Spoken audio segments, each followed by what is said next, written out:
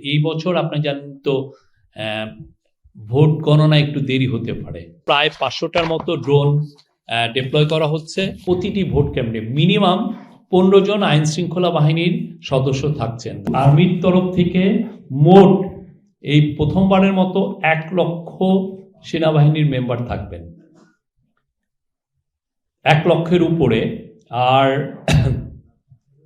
বাংলাদেশ নৌবাহিনীর 5000-এর উপরে থাকবেন, বাংলাদেশ বিমান বাহিনীর 3730 জনের উপরে থাকবেন, আর বাংলাদেশ পুলিশের থাকবেন প্রায় 1.5 লক্ষ, বাংলাদেশ আনসার গ্রাম প্রতিরক্ষা বাহিনীর 5,76,000, আর বর্ডার গার্ডের থাকবেন প্রায় 38,000, বাংলাদেশ কোস্ট গার্ডের 3500 উপরে, র্যাবের থাকবেন প্রায় 8,000 এবং ফায়ার সার্ভিস সিভিল ডিফেন্স অধিদপ্তরে থাকবেন আরও 13,390 জন। এই প্রথমবারের মতো ফায়ার সার্ভিসকে ইনভলভ করা হলো যাতে তারা খুব দ্রুত কোনো জায়গায় রেসপন্ড করতে পারেন।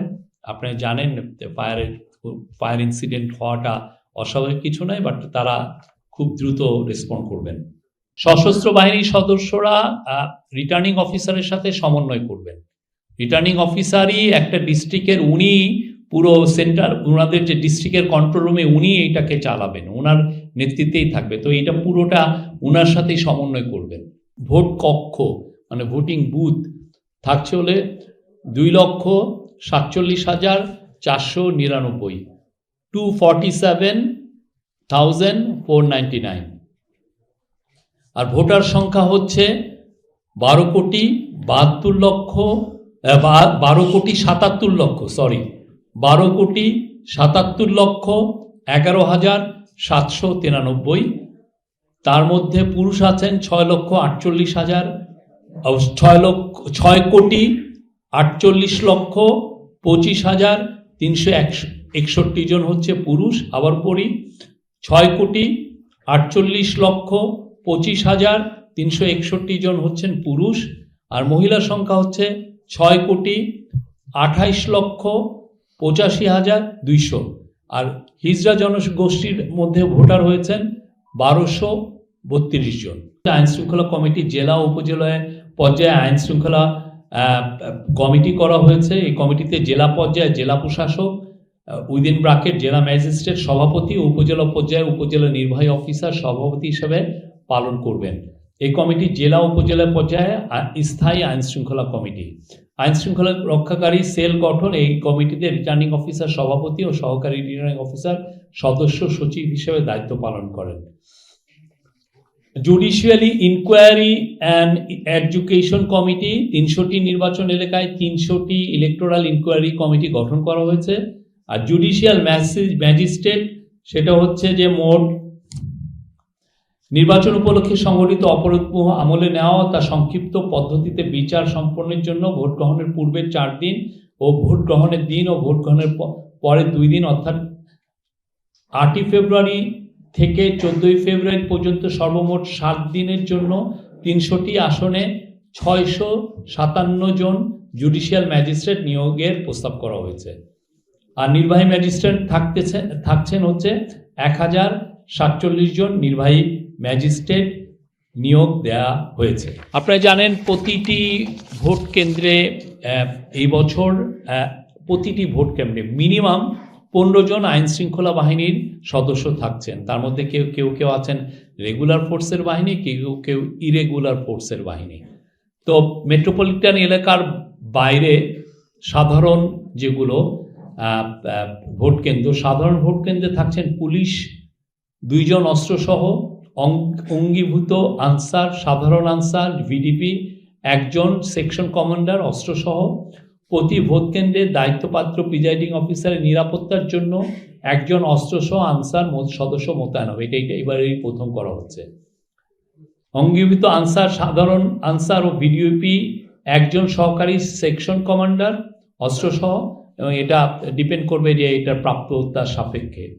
অঙ্গীভূত আনসার, সাধারণ আনসার ও ভিডিপি মহিলা 4, পুরুষ 6, 10 জন লাঠিসহ। গ্রাম পুলিশ 1 জন, দফাদার মহল্লাদার ক্ষেত্রে বিশেষ 2 জন। আর অন্যান্যদের ক্ষেত্রে জাস্ট 1-2-3 জন বাড়বে, যেগুলো গুরুত্বপূর্ণ বা যেখানে আমরা মনে করছি যে এটা ভালনারেবল বা টু এনি রিস্ক, সেক্ষেত্রে এদের সংখ্যা বাড়বে।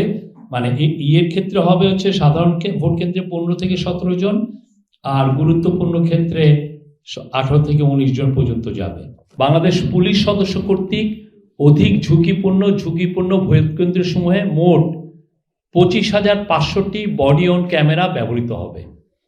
ইতিমধ্যে সমস্ত ক্যামেরা সরবরাহ করা হয়েছে এবং তা ব্যবহার উপযোগী হয়েছে। আজকের মিটিংয়ে এটা একটা ট্রায়াল করা হয়, চিফ অ্যাডভাইজারকে সাথে যুক্ত করা হয় হাটহাজারীর একটি ভোট কেন্দ্রের সাথে। সেখানে একজন পুলিশের একজন অফিসার ছিলেন, সেই তার সাথে সরাসরি সংযুক্ত করা হয়। আমরা এখান থেকে মানে ক্যাবিনেট রুম থেকে তাকে উনি ওই বডি ক্যামেরাটা ওই ভোট কেন্দ্রটা কিভাবে মনিটর করা যায় সেটা মানে ভিডিওতে একদম লাইভ ইমেজের মাধ্যমে এটা আমরা সবাই দেখেছি, এই মিটিংয়ে দেখানো হয়।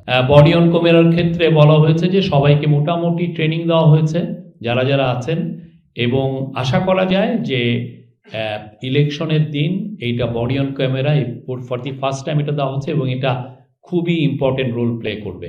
আপনারা যারা যারা পুলিশের যারা সদস্য যারা এটা ক্যারি করবেন তারা পুরো কেন্দ্রের আশেপাশে সবগুলো ফটোই তার কাছে থাকবে বা লাইভ ইমেজ থাকবে, এবং কিছু কিছু ক্ষেত্রে যদি ওইখানে কোনো ট্রাবল দেখা দেয় সেটা খুব তাৎক্ষণিক তারা লাইভ স্ট্রিমিংও করতে পারবেন বা SOS এর মাধ্যমে ইমেজ পাঠাতে পারবেন।